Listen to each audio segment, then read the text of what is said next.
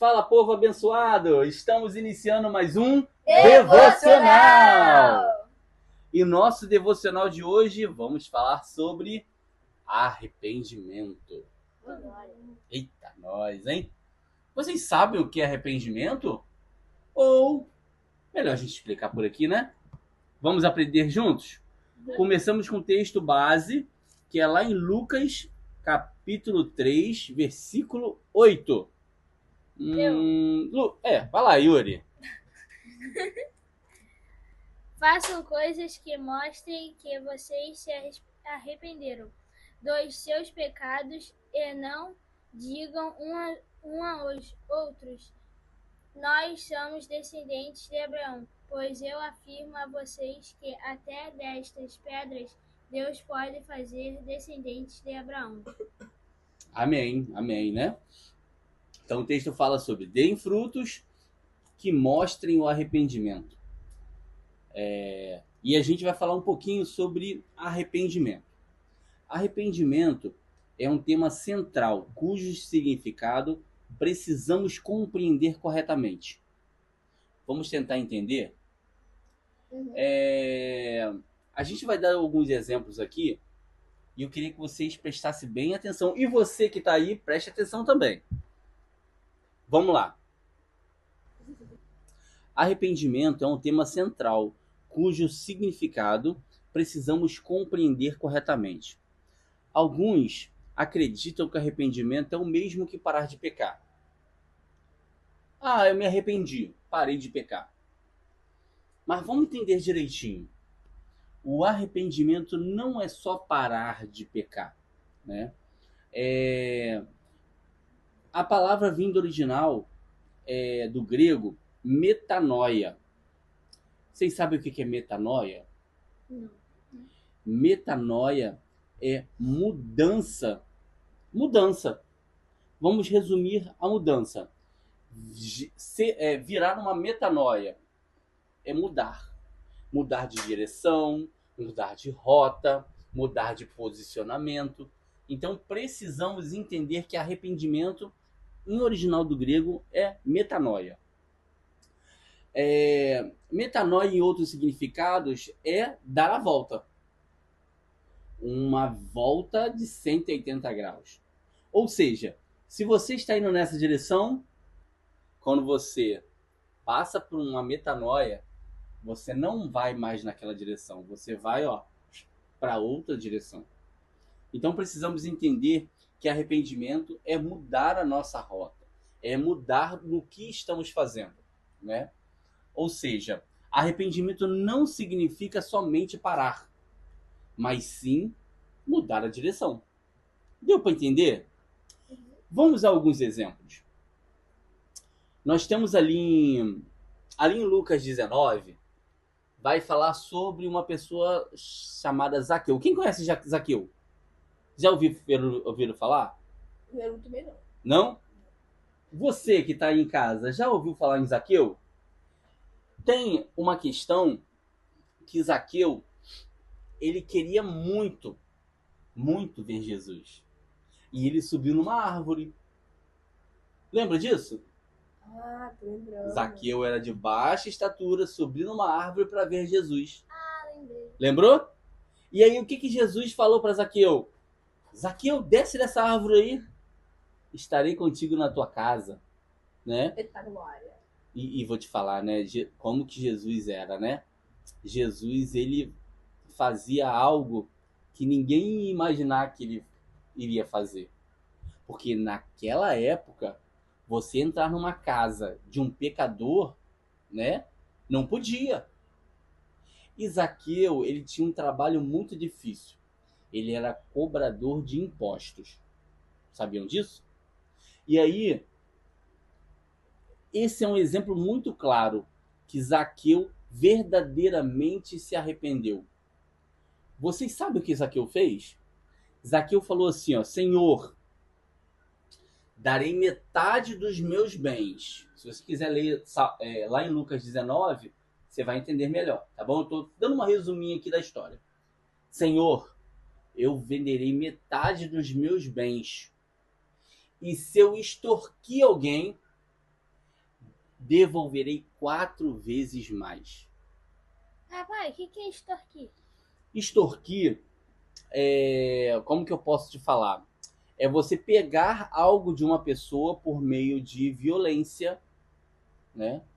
Ou de forma inadequada, errada. Isso é extorquir. Entendeu?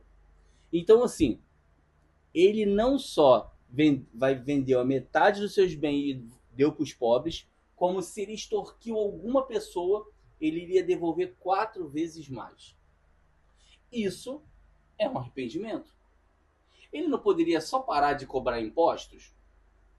Ou parar de enganar as pessoas na cobrança de impostos? Dali para frente é uma nova história. Mas ele verdadeiramente se arrependeu. E Deus se alegra quando nós se arrependemos. Nós vimos no último devocional que a graça nos salva. A graça de Jesus nos salva. Mas ela não nos permite a ficar pecando de forma toda hora, né? E aqui ele fala que não é só parar de pecar, mas ele se alegra quem realmente se arrepende. Um outro exemplo de arrependimento é... Deixa eu ver qual texto que fala. Eu acho que está registrado em Atos 16, se eu não me engano. Atos 16, que fala quando Paulo e Silas eles foram açoitados e presos. Vocês conhecem essa história? Eles foram açoitados e presos. E o que aconteceu? Eles mesmos feridos, eles louvavam ao Senhor. Eles louvavam ao Senhor mesmo feridos. Como é difícil, né? A gente agradecer a Deus quando a gente está passando por uma prova. Quando a gente está passando por uma prova, não sei se acontece com vocês ainda vão aprender algumas coisas. Mas quando a gente passa por algumas provas, a gente tenta resolver nós mesmos. Eu vou ter prova na escola, vou estudar muito. Claro que tem que estudar. Mas temos que buscar o Senhor também para que Ele guarde o que a gente está estudando na nossa cabeça. Entende? Então nós precisamos buscar o Senhor. E Paulo e Silas fizeram isso na prisão, açoitados. Sabe o que é açoitados?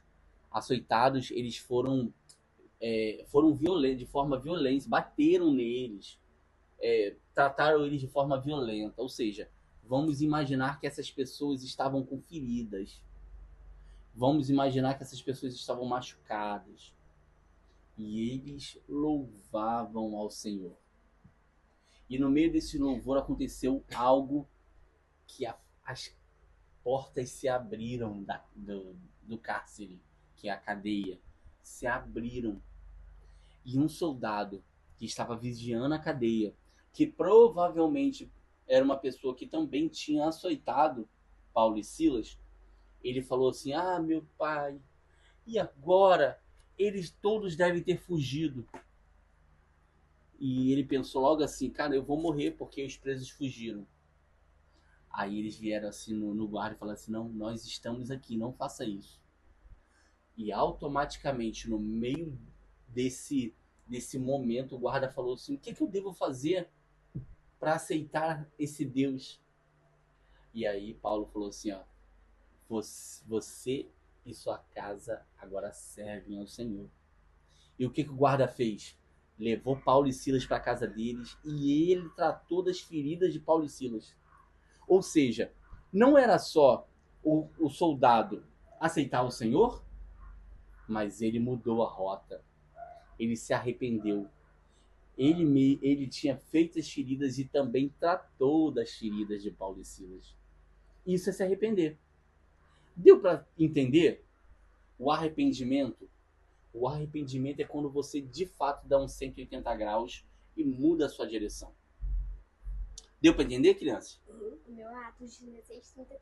Isso, 16:33. Você quer ler pra gente? Atos 16:33? Lê pra gente. Naquela mesma hora da noite, o carcereiro começou a cuidar deles, levando os ferimentos da surra que havia levado.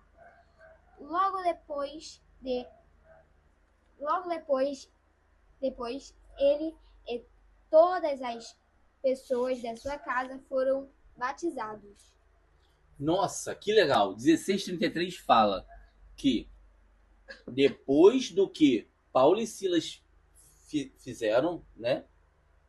O soldado levou para casa e cuidou dele, né? Cuidou deles. E Paulo e Silas batizaram não só o soldado, mas todos da casa. Isso nos traz mais uma lição. O arrependimento é tão importante que ele pode afetar toda a nossa família. A mudança não foi só no soldado. A mudança foi no soldado e em toda a casa, e em toda a família. Que legal. Olha como a importância do arrependimento. Entende? Vamos lá. Então, continuando, eu queria deixar algumas reflexões.